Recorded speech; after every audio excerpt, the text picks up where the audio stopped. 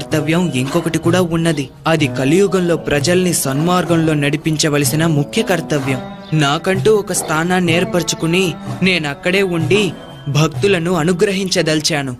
తండ్రి, మీ రాజ్యంలోని ఏదో ఒక ప్రాంతంలో కొంత చోటివ్వండి. నేనక్కడే ఉండి ప్రజల కష్టాలు తీరుస్తాను. నాయనా, తమకు ఎంత చోటు కావాలో, ఎక్కడ కావాలో తీసుకోండి.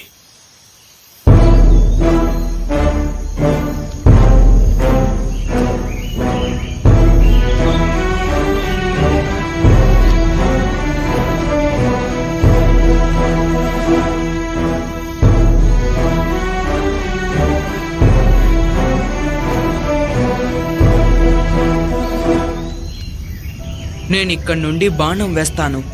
ఆ బాణం ఎక్కడికి వెళ్ళి పడుతుందో ఆ చోటే నాకు కావాలి. అక్కడ నా కోసం ఆలయాన్ని కట్టించండి.